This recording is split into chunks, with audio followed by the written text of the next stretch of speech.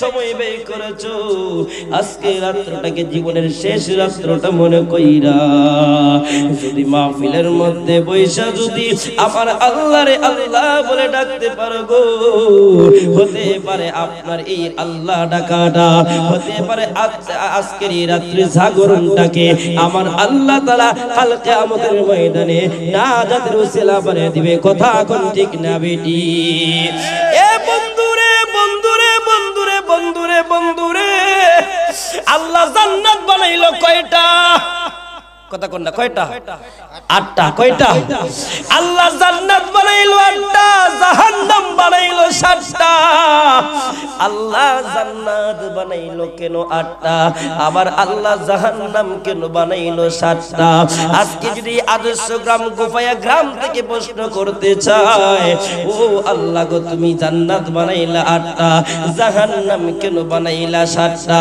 তুমি কি তোমার বান্দাদেরকে জাহান্নামে দেওয়ার জন্য নাকি আমার আল্লাহ ডাক দিয়ে কই গোফায়ার মানুষেরা রে ও গোফায়ার মানুষেরা আমি আল্লাহ বান্দা মায়া কইরা বানাইছি আমি আল্লাহ বান্দা মহব্বত কইরা বানাইছি আমি আল্লাহ বান্দারে বড় ভালোবাসি আমি আল্লাহ বান্দাকে বড় মহব্বত করি আমার আপনার নবী ও যে আপনারা বন্ধুরে বন্ধুরে একটা কথা মনে রাখেন দেখবেন শয়তান ইবলিস যখন আমার বাবা আপনার বাবা আদম বাবাকে যখন দুনিয়া থেকে পাঠানোর জন্য যখন শয়তান ইবলিস যখন পিছনে লেগে গিয়েছিল শয়তান ইবলিস লাগার পর বাবা আদমকে যখন বাবা আদমকে দুনিয়াতে পাঠানোর জন্য যখন পাগল হয়ে গেল ওই শয়তান ইবলিস এত পাগল হয়েছিল শয়তান ইবলিস কেন পাগল হইল কারণ বিনা কারণে কেউ কারো পিছে লাগে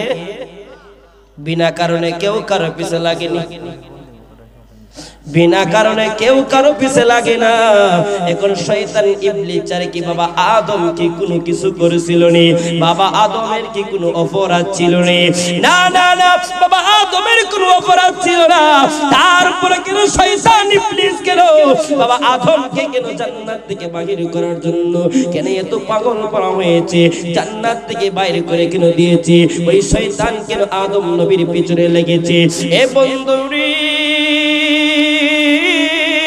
ও আমার গোফায়া গ্রামের মুরব্বি আব্বাজিরা গো আমার আল্লাহ যখন আদমকে যখন বানাইলো আদমকে বানানোর পরে আমার আল্লাহ ডাক দিয়ে কই ও সমস্ত ফেরেশতাবাসী আমার আদমকে তোমরা সিজদা করো ডাক দিয়ে কই সবাই যখন সিজদা করলো সবাই সিজদা করার পর একটা লোক সিজদা করে নাই ওই লোকটা কিন্তু সাধারণ লোক না ওই লোকটা হলো ফেরেশতাদের সরদার আপনাদের গ্রামের সরদার যদি এই গোফায়া গ্রামের সরদার যদি সমস্ত মানুষগুলো যদি একদিকে থাকে আর সরদার যদি আরেক দিক দিয়ে থাকে তাহলে সমস্ত মানুষগুলা কিন্তু ওই সরদারের কাছে হার মানতে রাজি হয় কথা কোন ঠিক না বিটি কথা কোন ঠিক না বিটি কারণ সরদার কিন্তু যেমনে তেমনি সরদার হয় নাই রে ওই যখন ওই ফেরেশতাদের সরদার তার নাম হইল আযাজিল ফেরেশতা ওই সরদার যখন তার সমস্ত ফেরেশতা তাকায়া দেখে সিজদা করার পরে সিজদা থেকে ওইটা দেখে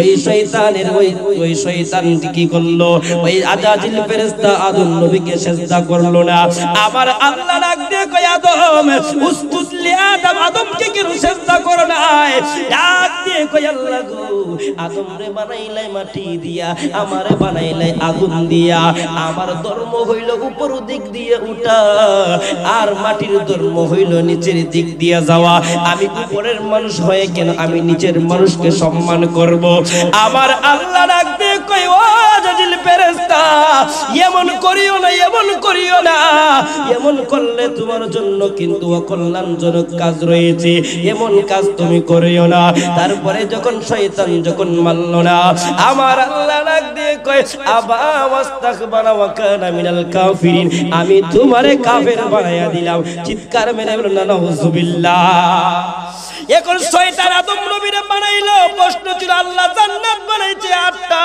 কিন্তু জাহান্নাম বানাইলো 7টা। কারণটা কি? আমার আল্লাহ ডাক দিয়ে কয় আমি আল্লাহ বান্দারে বড় মায়া কইরা বানাইছি।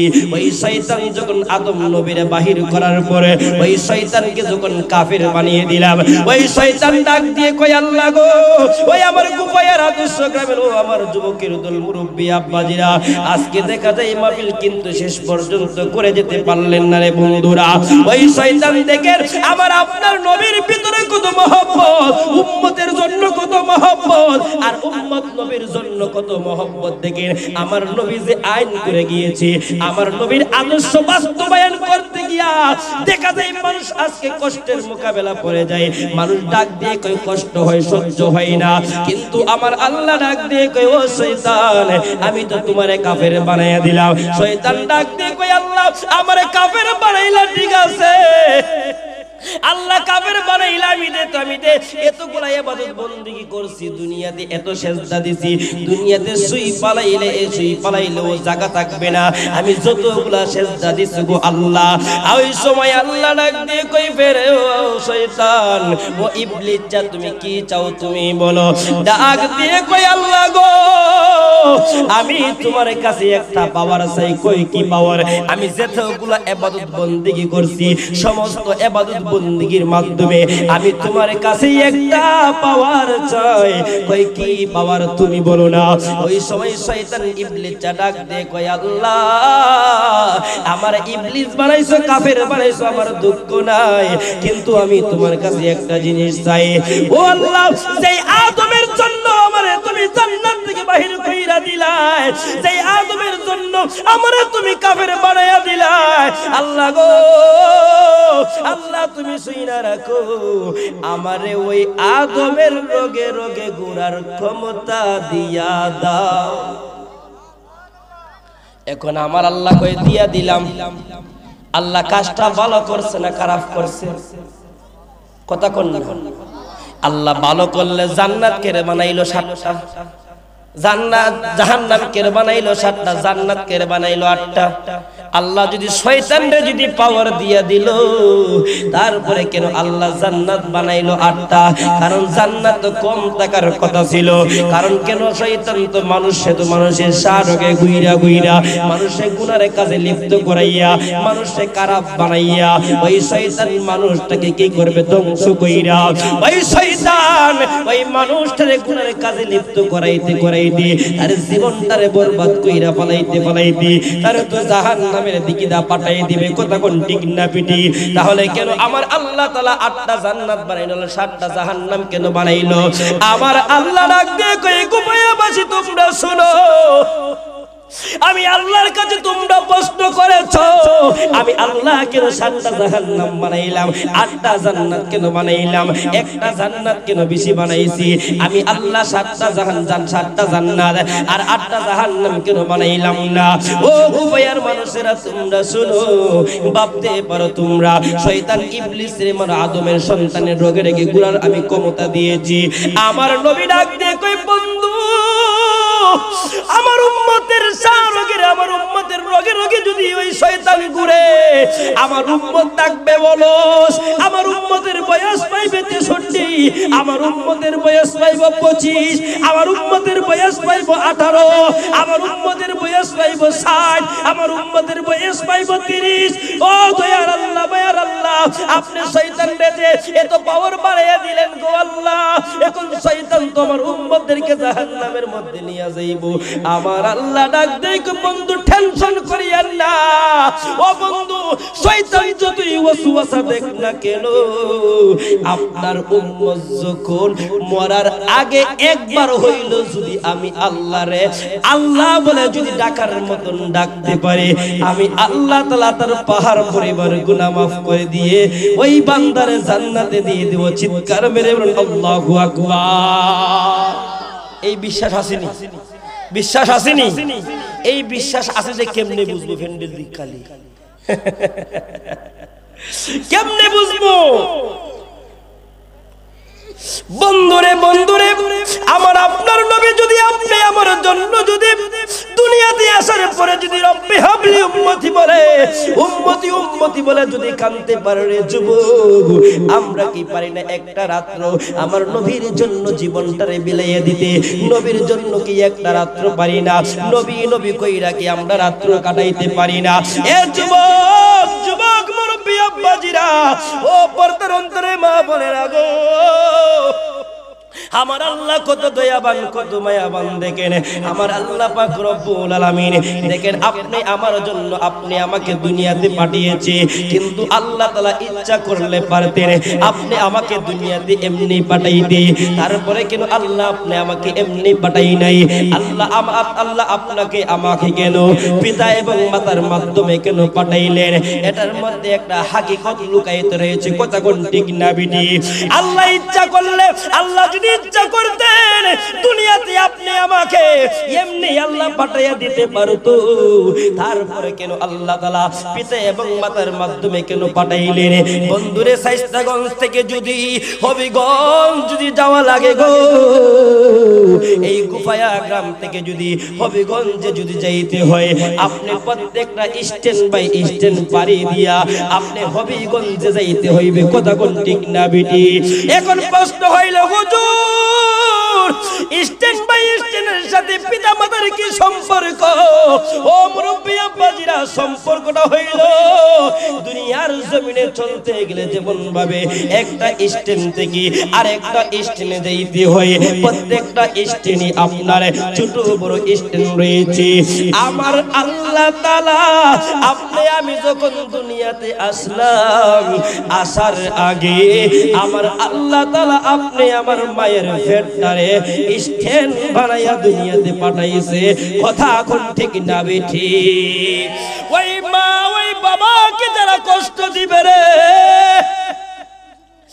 আজকে তাহিরি হুজুরের ওয়াজ শুনলে কোনো লাভ হইব নি, হাবিদুর রহমান রাজার ওয়াজ শুনলে কোনো লাভ হইতো না। ওই মারে কষ্ট দিয়া যারা তাহিরি হুজুরে আব্বা আব্বা বইলা ডাকবো, যারা ফিসাবরে আব্বা আব্বা বইলা ডাকবো, ওই মারে কষ্ট দিয়া যেই ব্যক্তি আপনার পীরের বাড়িতে বড় বড় বল মাছ লইয়া যাইব, বড় বড় মহিষগুলা লইয়া যাইব, দেখা যায় মা বাবা, দেখা যায় আপনার কবর নিলে দেখা যায় অনেক মা এবং বাবা ডাক দিয়ে কয়, হুজুর আমার জন্য আপনি একটু দোয়া করবেন। মা কিসের জন্য দোয়া করব? ও হুজুর আমার সন্তানটারে আমি এমবিবিএস ডাক্তার বানাইলাম, আমি আমার সন্তানটারে বিসিএস ক্যাডার বানাইলাম। ও হুজুর আমি বানানোর পর দেখেন হুজুর আমার সন্তানটারে বড় আফসোস করে আমি চাকরিজীবী বানাইলাম। হুজুর গো দুঃখে আমার মনটা ভরা, দুঃখে আমার অন্তরটা ভরা গো হুজুর। আমার সন্তানটারে বিবাহ করাইলাম 3 মাস, কিন্তু 3 মাসের মধ্যে আমার সন্তান আমারে 3 দিনও ফোন দিয়া খোঁজ লইল না। 3 মাসের মধ্যে আমার সন্তানটা 3 মাসের মধ্যে 3 সেকেন্ডও আমার সাথে কথা বলতে রাজি না। কারণটা কি? ডাক দিয়ে কই, হুজুর আমার সন্তানরে আমি বেশি লেখাপড়া করাইলাম, আদরের সন্তানরে মানুষের বাড়ি বাড়ি তাইকা, মানুষের ঘরে ঘরে কাজ কাম কইরা, মানুষের তালা বাসন পরিষ্কার কইরা আমার সন্তানের জন্য টাকা আইনা খাবার আইনা ওই সন্তানটারে আমি পড়াইলাম। এ দুনিয়ার মানুষ, ওই মা বাবা এমন একটা জিনিস, এই মা বাবা আপনার বিনা স্বার্থে কিন্তু সন্তানদেরকে ভালোবাসে। এই মা বাবার কাছে কোনো স্বার্থ থাকে না। মার কাছে যদি স্বার্থ থাকতো, দুনিয়ার মানুষেরা ডাক দিয়ে কয়, অমুক রে আমি আমার ঘরে আইনা আমি টাকা দা, টাকার জন্য জায়গা দিব, টাকার জন্য জায়গা দিয়ে লাভ হইব কি? অমুক বড় টাকাওয়ালা, অমুক বড় পয়সাওয়ালা, অমুক আমার বাড়ির মধ্যে যদি থাকে, তাহলে আমার প্রতি মাসে মাসে 10,000 আমাকে 20,000 টাকা করে দিবে, আমার বড় ভালো লাগবে। কিন্তু যেই মা এমন একটা বাসার মধ্যে ধরে আমারে রাখছে,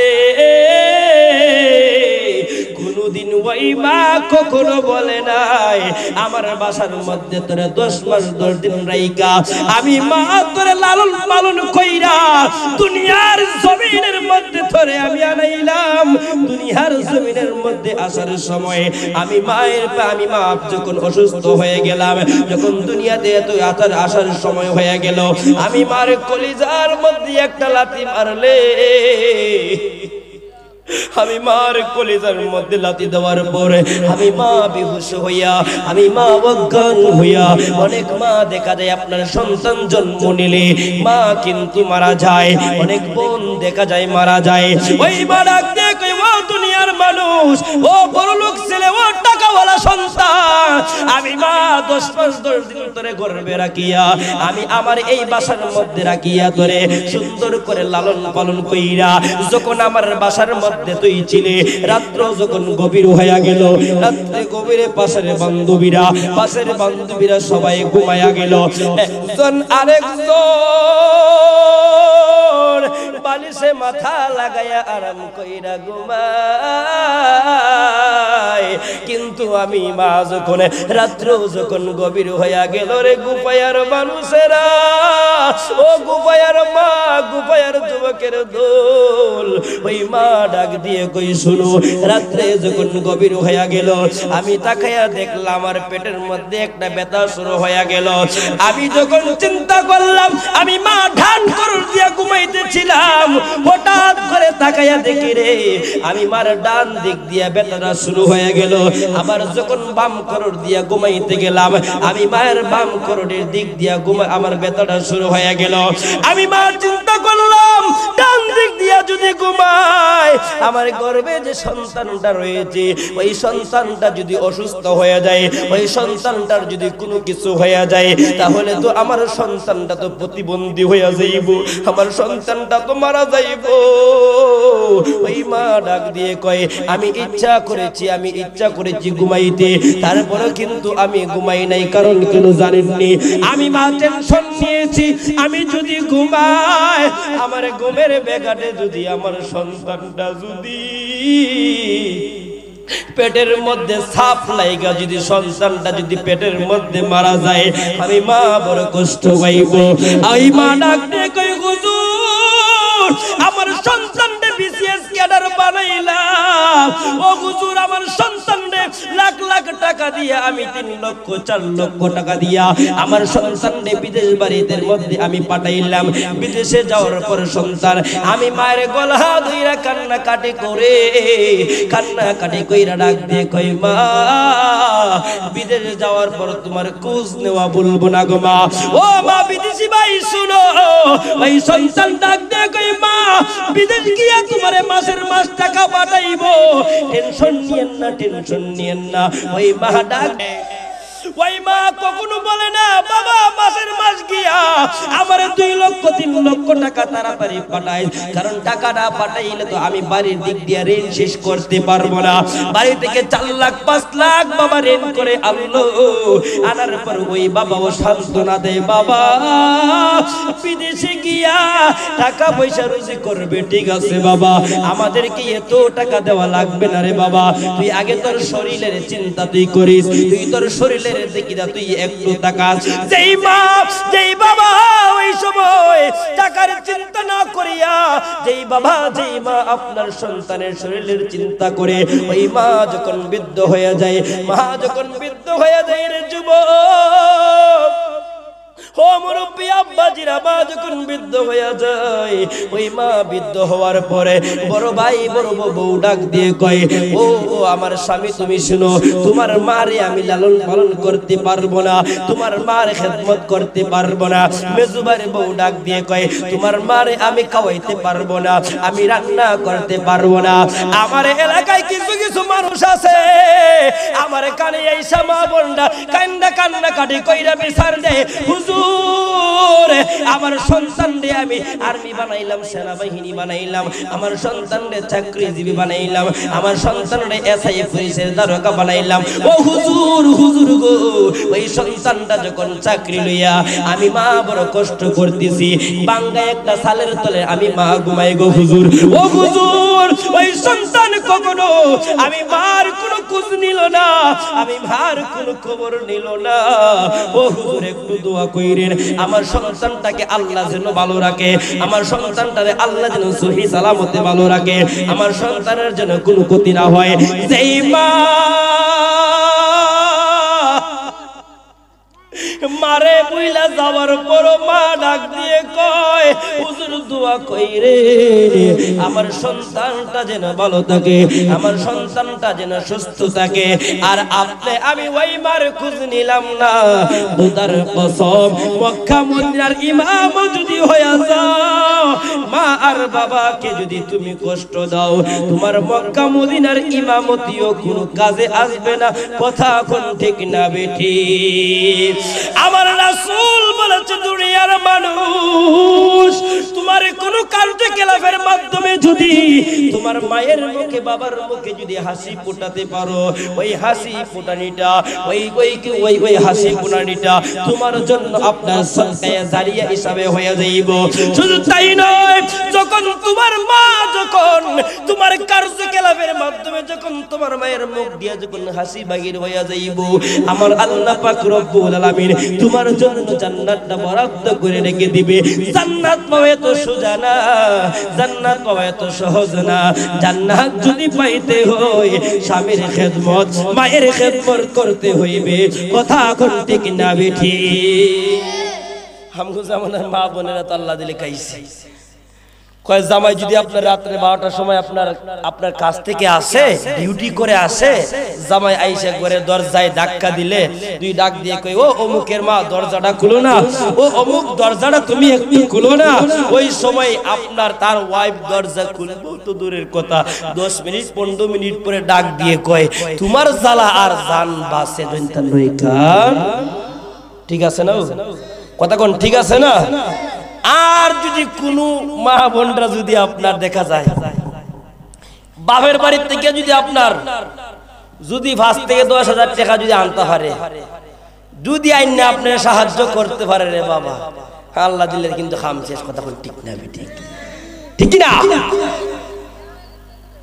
আমার রাসূল বলেছেন ও মা তোমার মাধ্যমে যদি তোমার স্বামী যদি খুশি হয় আর ওই স্বামীর হাতে যদি তুমি যদি মৃত্যুবরণ করতে পারো, স্বামীকে রাজি খুশি রাইকে যদি মৃত্যুবরণ করতে পারো, তাহলে তোমার জন্য নিশ্চিত জান্নাত। চিৎকার করে বলুন আল্লাহু আকবার।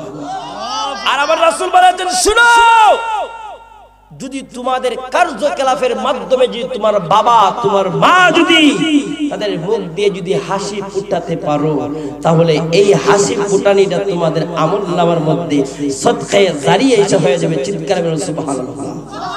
আরে মা বাবার সাথে একটু ডংডাং কইরেন, ফুর্তি কইরেন, ফুর্তি বুঝেননি, একটু ফুর্তি কইরেন, মজার মজার কথা কইেন মা বাবার সাথে, মা বাবার মুখে হাসি ফুটাইেন। মা বাবা যদি বৃদ্ধ হয়ে যায়, আপনার একলা ঘরের মধ্যে যদি থাকে, সন্তান বাহিরে থাকে, আপনার আমগো মা বোনেরা তো আপনার স্টার জলসা নিয়ে ব্যস্ত থাকে। কথা কোন ঠিক না বে ঠিক? এখন আপনি যদি রাত্রে 12টার সময় আসেন, আইসা খোঁজ নিয়েন, ও মা তুমি কি করো, তুমি কি ঘুমাইছো, মা তুমি কি খাইছো, মা তুমি কি খাইছো, মা সাথে বইসে গল্প কইরেন, মার সাথে বইসে গল্প কইরেন। দেখবেন যত সেকেন্ড যত সময়টা আপনি মার সাথে সে একটা রিস্কা চালাও, আমার সাথে মানায় না। কথা কোন ঠিক না বেটি? আছে না এমন মানুষ? মুসা নবী ডাক দিয়ে কই আল্লাহ হিংসা না, অহংকার না, তাকাব্বুরি না, কে এমন ভাগ্যবান লোক আমি তোমার কাছে জানতে চাই। আমি মুসার সাথে জান্নাতের মধ্যে থাকবে গো আল্লাহ, ওই লোকটাকে আমি আপনার কাছে জানতে চাই। ডাক দিয়ে কই মুসা রে, ওই লোকটা ওই লোক কসাই ওয়ালা লোক। ডাক দিয়ে কই আল্লাহ গো ওই লোকটার বাড়ি কোথায়, ওই লোকটারে আমি পাইবো কোথায়, আপনি একটু বলেন না। ও আল্লাহ গো আমার যুবকের দল তোমরা শুনো, আমি বিদায় বেলা কিন্তু আমি পিতার খেদমতটাও বলে দিয়ে যাইব। আমি আল্লাহর কাছে প্রশ্ন করেছিলাম, আল্লাহ আমি মুসা নবীরে জান্নাত দিবা গো। আল্লাহ বলেছিল হ্যাঁ ও আল্লাহ গো আমি তোমার কাছে জানতে চাই আমারে তুমি যে জান্নাতে দিবা আমার সাথে জান্নাতে কে থাকবো? আমার আল্লাহ বলেছিল কসাইওয়ালা লোক থাকবে। আমি আল্লাহকে বলেছিলাম দেখার জন্য, জানার জন্য, বুঝার জন্য ওই লোকটা কি এমন কেমন গো আল্লাহ। আমার আল্লাহ যখন লোকেশন দিল আমি আসলাম, আইসা দেখলাম রে যুবক কেন তুমি আমি মুসার সাথে জান্নাতে থাকবা? তুমি তোমার মায়ের খেদমত করার কারণে আমি মুসা নবীর সাথে জান্নাতে থাকবা। চিৎকার মেরে আল্লাহু আকবার। মায়ের কান্দন যাবজ্জীবন দুই চার বাজে বোনের কান্দন রে, ওরে ঘরের কান্দন বাইরের কান্দন কয়েকদিন পর তাকে না।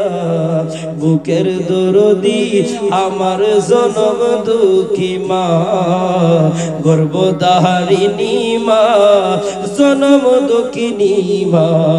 বুকের দরদি আমার জনম দুঃখী মা। 10 মাস 10 দিন মাই গর্ভে দিল তাই, রক্ত মাংস খায়া হবে আসলাম দুনিয়ায়। ভূমিষ্ঠ হইয়া আমি কান্দিলাম উঠিয়া, শান্ত করিল মায়ের বুকের দুধ দিয়া। চিৎকার মেরে বলুন আল্লাহু আকবার। পশু কইলে চায়া দেখি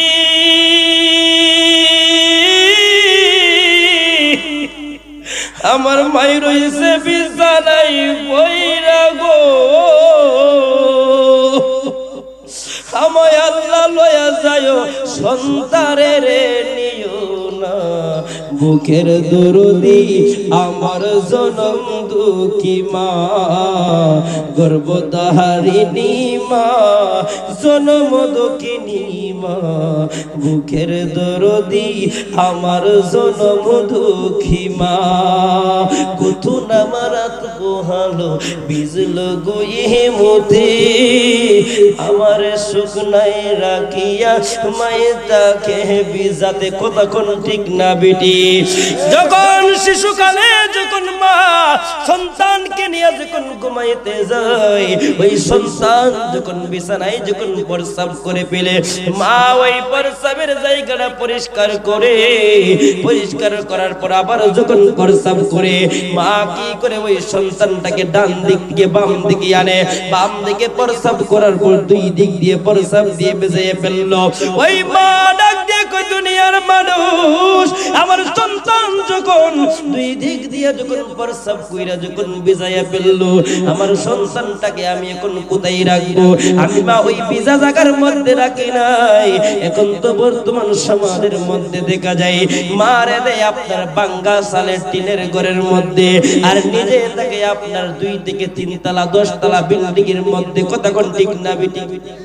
আসানা নিয়ে এমন গত কয়েকদিন আগে, অনেক বছর আগে আমি ফেসবুকের মধ্যে দেখছিলাম মারে নাকি বিল্ডিং থেকে বার কইরা আপনার মাঘ মাসে শীতের মধ্যে মারে আপনার বারে বারে আপনার ফালাইয়া ফেলছে। তারপরে একটা মুসলিম ধর্ম, এটা হলো হিন্দু ধর্ম, আইনগতভাবে তাকে শাস্তি দেওয়া হয়েছে। এ বন্ধুরে মা ডাক দিয়ে কয় সন্তান তোমরা শোনো, আমি মার দুই দিক যখন তোমরা বিজাইয়ে ফেলছো, আমি মা কি করেছি তোমরা শোনো। আমি মা তোমাকে কি করলাম ওই সময়ে? আমি মা ওই বিজা জায়গার মধ্যে শুইয়া আমি মা তোমারে আমার বুকের মধ্যে স্থান দিছি। ওই মা তো কখনো বলে নাই গো সন্তান আমার বুকটাও তুমি প্রস্রাব কইরা তুমি ভিজাইয়া ফেলবা, আমি তোমার বুকের মধ্যে স্থান দিতে পারবো না। যেই মা বুকের মধ্যে স্থান দিতে পারে, যেই বাবা মাথার গাম ফালাইয়া আপনি আমাকে লালন পালন করতে পারে, ওই বাবা ওই মা নাকি বৃদ্ধ কালা নাকি 500 টাকার মালিক হইতে পারে না। তোমার পকেট থেকে নাকি 500 টাকাও বাহির হয় না, তোমার পকেট থেকে নাকি 1000 টাকাও বাহির হয় না। মা যখন ডাক দিয়ে কই বাবা আমি মার বড় এই জিনিসটা খাইতে বড় ইচ্ছা করেছে বাবা। ও বাবা তুমি আমাকে কি করো না, আমার জন্য এই জিনিসটা তুমি নিয়ে আইসো না। ওই সন্তান ডাক দিয়ে কই আমার কাছে টাকা নাই, আমার কাছে পয়সা নাই, তোর কোটি কোটি টাকা তোর জাহান্নামে নিয়ে যাইব আর মায়ের দয়ে তোর জান্নাতে নিয়ে যাইব। কথা কোন ঠিক না বেঠি? তোর কোটি টাকা তোর জান্নাতে নিত না, তোর বিল্ডিং এ তোর জান্নাতে নিত না। তোরে যদি জান্নাতের মধ্যে পৌঁছাইতে পারে একটাই মাত্র মানুষ, ওই মানুষটা হইল পিতা এবং মাতা। কথা কোন ঠিক না বেঠি? কত না মারাত পোহালো বিজলো গুয়ে মতি, আমার সুখ নাই রাখিয়া মাই তাকে বিসাতে। পশু কইলে ছায়া দেখি আমার মাই রইছে বিছানাই পইরা রে।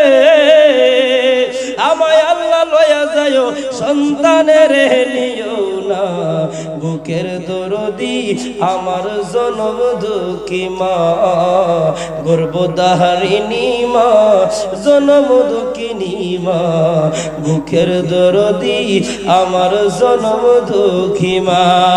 একটা জবান বন্ধ রাখবেন না, সকলে চিৎকার মেরে বলেন আল্লাহু আকবার।